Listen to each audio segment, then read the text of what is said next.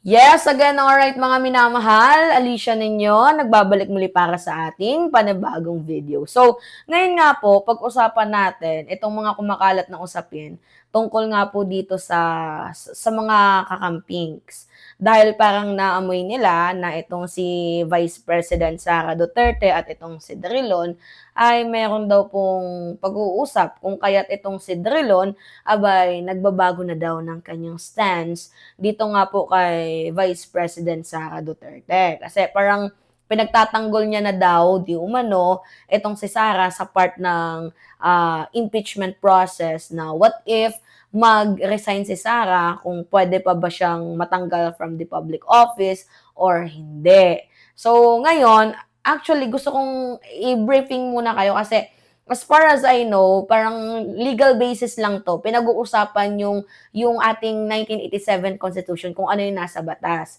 Kasi parang neutral naman yung comment ni Drilon. Sabi ko nga sa inyo mga minamahal, hindi di porket ayaw natin sa tao is lahat ng gagawin niya para sa atin ay mali na. So, tinitingnan ko, yung kanyang paliwanag, very neutral naman. So, wag naman sanang i-bash itong si Drilon na nagiging, DDS na. Anyway, ipanood ko muna sa inyo to, mga minamahal. Alright. Panood ko muna sa inyo to, mga minamahal. Maaari pa rin makatakbo sa halalan si VP Sara kahit ma-impeach o mag-resign. Giit ni former Senate President Franklin Drilon, debatable pa kung maipapataw ang perpetual disqualification kung wala na sa pwesto ang pangalawang Pangulo. Sa programang Memo ng Billionario News Channel, sinabi rin ni Drilon na malaki pa rin ang tsansa ni Duterte sa eleksyon dahil sa suporta ng publiko. So, what is the scenario if she resigns? Okay, magandang tanong yan. What is the scenario if she resigns? Ano ba ang mangyayari? Alam mo, Corina, sa batas, may dalawang parusa ang impeachment kung ikaw ay maging guilty. Unang-una, papalisin ka sa iyong pwesto. At pangalawa, hindi ka na pwedeng pumasok sa gobyerno. So, number one, dismissal from office. Number two, perpetual disqualification from holding public office. Pag nag-resign si Vice, at ito'y theoretical lamang, ito po'y paliwanag. Oo, nagpapaliwanag lang naman Pag nag-resign siya. si Vice President Duterte, ang ibig sabihin, yung penalty na paalisin siya sa pwesto, maging academic kasi umalis na eh. Ngunit, debatable kung pwede pang ituloy ang impeachment trial para i-impose ang penalty of perpetual disqualification from holding public office. Manatiling nakatulong. Alright. So, nagets ko yung ibig sabihin dito ni Drilon.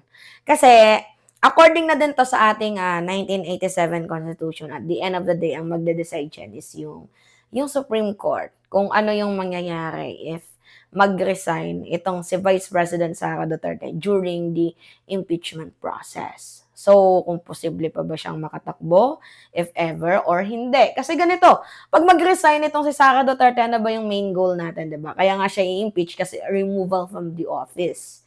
So ngayon, pag mag-resign siya, para saan pa yung trial? Yun yung pinagdedebatehan sa ngayon. Pero ito, meron akong na-research. So, nagtanong ako, mga minamahal. Kasi,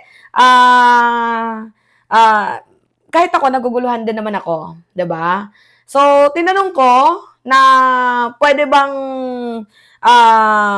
itong si Sara Duterte ay matanggal sa pwesto panghabang buhay, yung perpetual disqualification, kung sakaling kahit mag-resign siya as a Vice President ng Bansang Pilipinas habang ginaganap ang impeachment. Sobrang linaw ng tanong ko.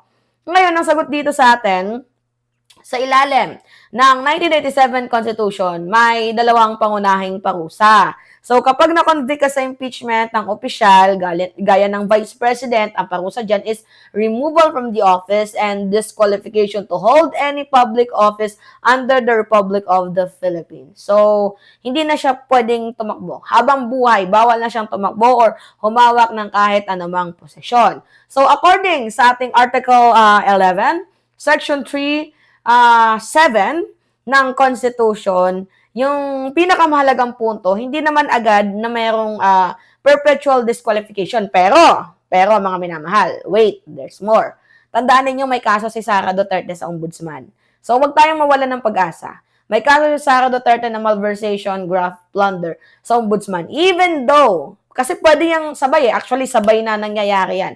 Even though na itong si Vice President Sara Duterte ay mag-resign as a Vice President habang ginaganap ang impeachment. Sabihin na natin na, ay, pwede din ako tumakbo, nag-resign ako, wala na kayong pag-uusapan dyan. Mayroon pa siyang kasong kinakaharap sa ombudsman. Iba yung usapin sa trial dito sa ombudsman. Kasi mamaya, papaliwanag ko sa inyo. Sa impeachment court, ang tawag dito, sa Senate impeachment court, ang magde-decide kung removal lang or removal plus disqualification. Sa mismong impeachment court, sila yung magde-decide kung removal lang or removal plus disqualification. Kunyari, sa Senado. Kaso napapansin ko, parang removal lang ata. Sa akin pananaw lang kasi yung ibang mga senador dyan, tingnan nga ninyo, haharangin ng impeachment. Anyway, theoretically scenarios, pwedeng mo convict itong si Sara Duterte. Pwede siyang matanggal as a vice president, pero hindi siya pwedeng ma-disqualify permanently. Kasi madaming scenarios ang pwedeng mangyari kasi papalusot niya, nag-resign ako bilang VP. 'Di ba? Kasi yan naman yung gusto ninyo. Hindi pa siya nakukonvict. Gets ninyo mga minamahal, hindi pa nakukonvict si Vice President Sara Duterte, tapos nag-resign siya, matik na, mawawala na yung impeachment kasi yun naman yung, 'di ba? Yung impeachment is removing public official from the office. That's the goal. So ano pa yung i-impeach ninyo kung siya na mismo ay nag-resign? So, medyo kulang-kulang ang ating usapin. Legal debate. Dito nga po sa Supreme Court. Kulang-kulang yung batas. Kaya nga kailangan, dagdagan na to. Diba? Pero kung ang Senate judgment ay may kasamang disqualification, doon, hindi na siya pwedeng humawak ng kahit anumang public office. Ngayon, ito na yung tanong ko, paano kung mag-resign siya bago matapos ang impeachment trial? May dalawang pananaw. Posibleng dalawang pananaw.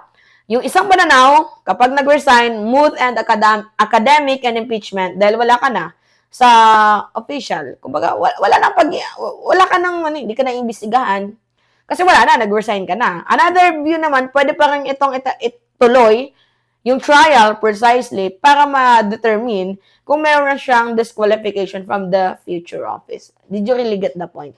Pwedeng hindi na ituloy, kasi ang reason is wala na, removal from the public office naman, 'di ba? Nag-resign na si Sara Duterte, wala na, hindi natin imbestigahan kasi that's the goal.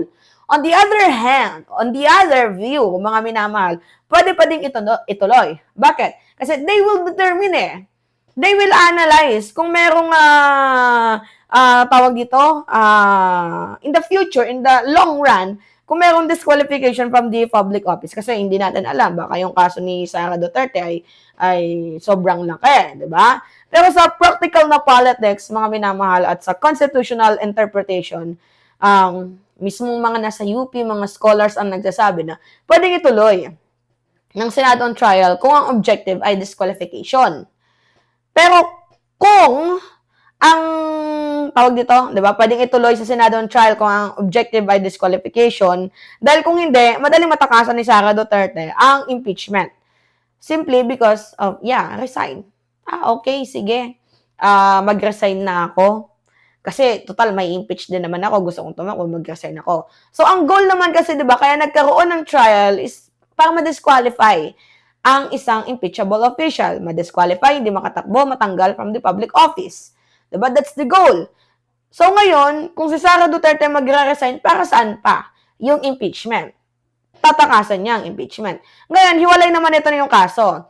Iba yung kaso niya sa Office of the Ombudsman, iba yung kaso niya sa criminal courts, COA findings, at iba pang investigator. So, kahit walang impeachment conviction, kung magkakaroon ng criminal conviction, diba, involving moral turpitude, graft, corruption, plunder, or violation of may accessory penalty of perpetual disqualification, maaari pa rin siyang ma-disqualify sa pagtakbo sa future. 'Diba? Kahit hiwalay iyon sa impeachment. So, pinaka-importanteng tandaan lang natin mga minamahalang impeachment ay isa po yung political process. Ang ombudsman naman ay criminal case at judicial, quasi-judicial process. Magkaiba sila pero pwede naman silang sabay na umusad. Ngayon, kung may impeach at makukonvict si Sara, matatanggal siya sa office. Depende na lang sa Senate judgment kung madidisqualify siya permanently. Kung magre-resign naman bago matapos, legal debate, pwedeng ituloy yung trial, pero posible din namang hindi. Diba, mga minamahal? Pero kahit hindi matuloy, posible pa rin magkaroon ng push for disqualification. Anyway, kahit walang impeachment mga minamahal, pwede pa din ma-disqualified yung si Sara Duterte. Pwede pa din siya makonvict, pero sa ibang kaso nga lang. Diba? Yung may kasamang perpetual disqualification. Diba? Gets ninyo mga minamahal? Yun po. Anyway, it's me again, Alicia ninyo. Nagbabalik muli para sa ating panibagong video. Maraming salamat at ingat, mga kababayan.